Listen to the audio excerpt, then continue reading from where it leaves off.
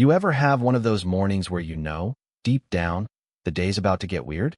Because let me tell you, nobody on Willow Bend Drive in Plano, Texas, woke up thinking their quiet little street was about to turn into the set of a legal thriller. Sun was out, sprinklers were humming, and I was heading out to the curb with a bag of trash, mine somewhere between breakfast and my to-do list, when I saw them. Two guys in cheap tactical vests, standing like some kind of failed SWAT audition right at the end of my driveway. Between them was Linda Whitfield, the self-anointed queen bee of our HOA. You know the type, crisp shirt, hair perfect, clipboard never far. She was smiling in that way people do when they're about to ruin your day and can't wait to see your reaction. I paused, trash bag in hand, trying to figure out if this was a prank or just another one of Linda's community initiatives. But those guys, you could tell from a block away they weren't real cops. One vest was flapping open, the other had a patch hanging sideways, and their faces had that look, like they'd practiced being intimidating in front of a bathroom mirror. I'll admit, I almost laughed. But then Linda launched into her routine. "Mr. Carter, we need to talk." She sounded like she'd been rehearsing all week. The taller guy, shaved head, mirrored sunglasses, his voice flat as a pancake, stepped in. "Community enforcement. You're in violation. We're here to detain you until police arrive." Yeah, that happened. So, picture me, just wanting to toss my trash. Suddenly facing off with HOA cosplay commandos, neighbors' curtains twitching, phones quietly recording from every window. I set the bag down, rested my hands on my hips, and just stared at them, thinking, you've got to be kidding me. Linda went on about repeated notices and undermining community standards. The bearded guy rattled off a list of fake charges, loud gatherings. I asked. The tall guy didn't blink. "You can come peacefully, or we'll make it harder." The street was dead silent. Even the birds seemed to pause. This is the part nobody knows until it happens to them. When neighbors start peeking out, filming, some kid across the street yells, "World star." Okay, maybe not, but you could feel it. Suddenly my driveway wasn't mine anymore. It was a stage. I told them flat out, "You're not law enforcement. You're trespassing. Get off my property." Linda, getting red in the face, shot back, "You think you're above the rules, Reginald. We have real complaints, and I'm not letting you ruin this neighborhood." Her goons tried to stand taller, like that'd help. Now, here's the kicker. They had no idea who I really was. Not just a guy with a lawn to mow, but a federal agent who stared down scarier people than these two Halloween rejects. But I kept that ace up my sleeve. Instead, I smiled and said, "You picked the wrong driveway today." Linda doubled down, voice shaking. "These men can hold you until the police come." I dropped the trash bag, soda can clattering, echoing down the block.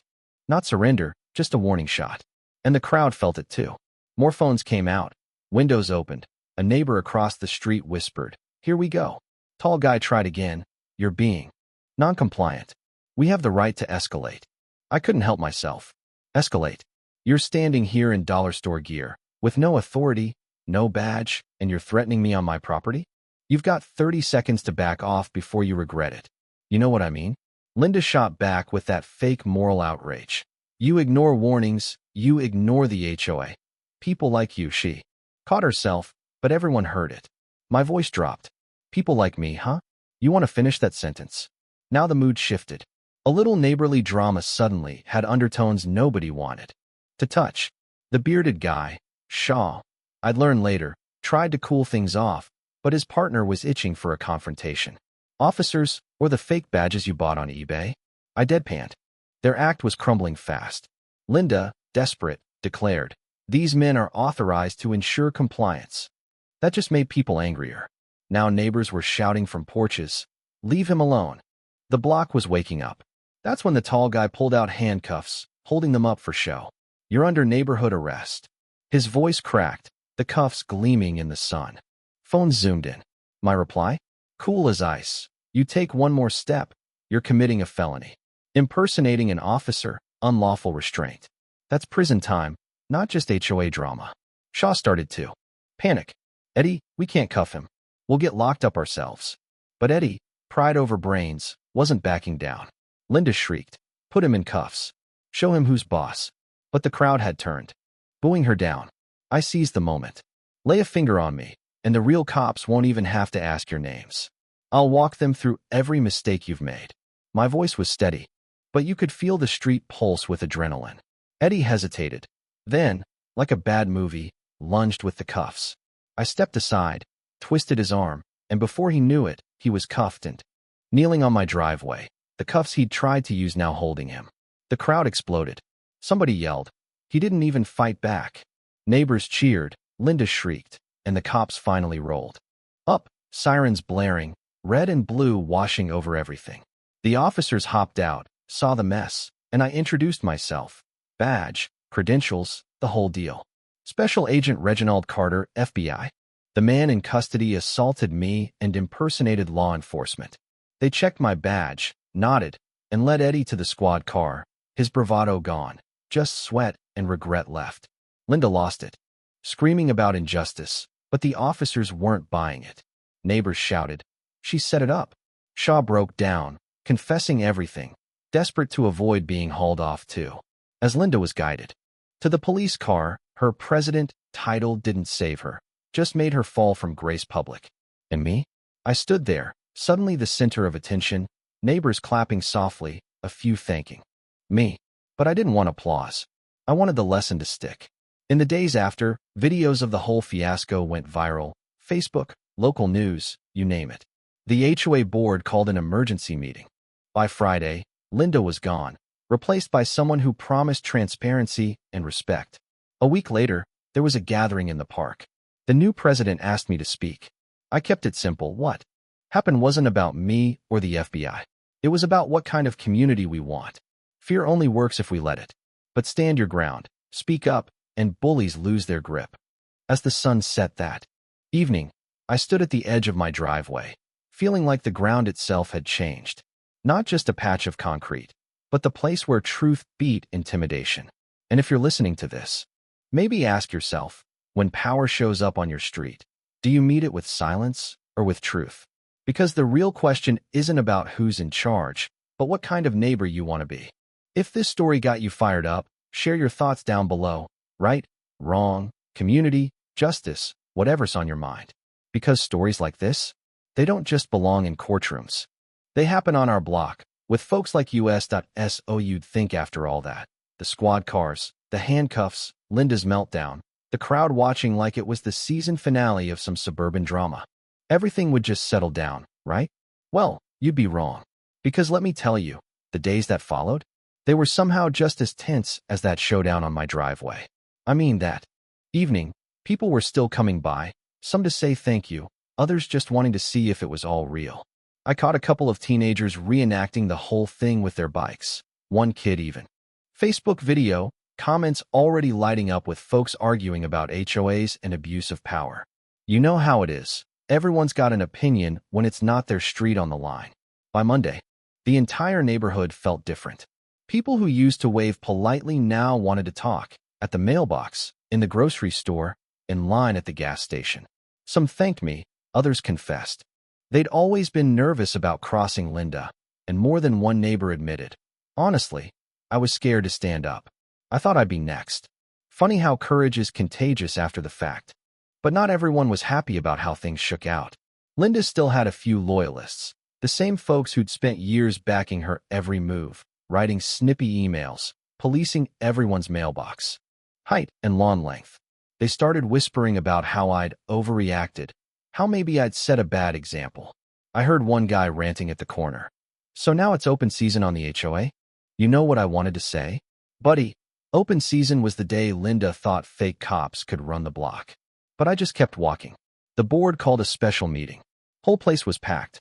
Standing room only. Even the folks who never showed up for anything dragged their lawn chairs over. The new president, Mrs. Patterson, tried to bring some order, but it was chaos at first. Linda's old allies tried to argue she'd only done what was necessary to maintain standards. The rest of us just looked at each other, shaking our heads.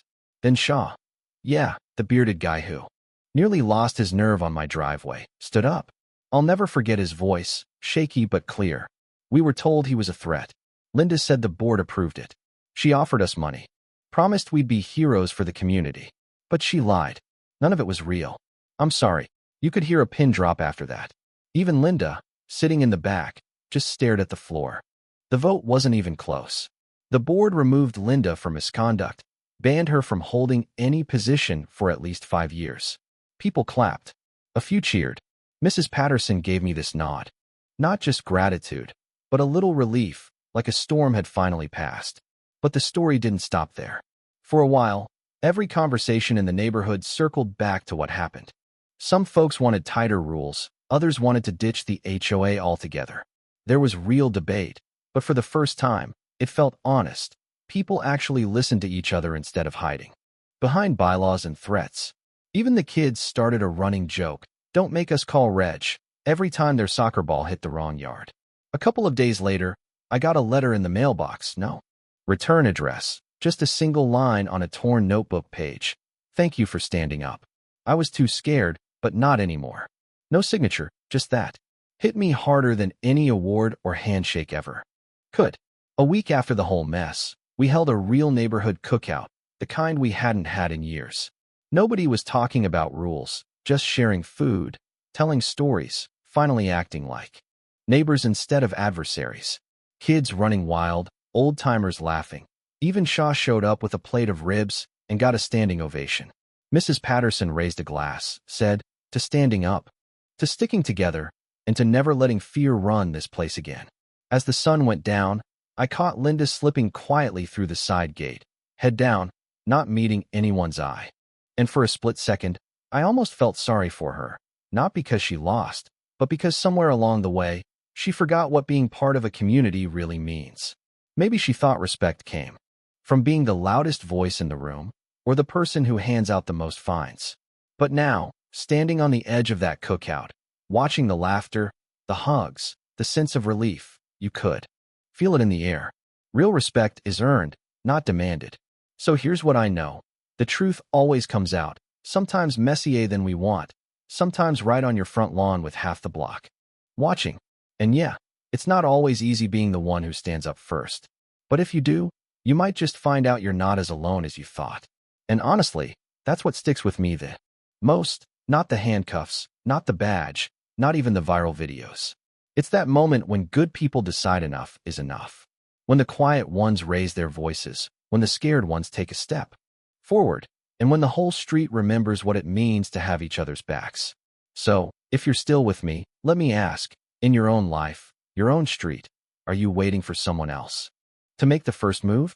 Or are you ready to stand up when it counts? Because maybe that's how real change happens, not with a bang, but with a quiet decision to do what's right, no matter who's watching. Drop your thoughts down below. Share your stories, your neighborhood wins or losses, or just what justice means to you. Because one thing's for sure, these stories aren't over. And you never know, the next big moment might just happen on your street.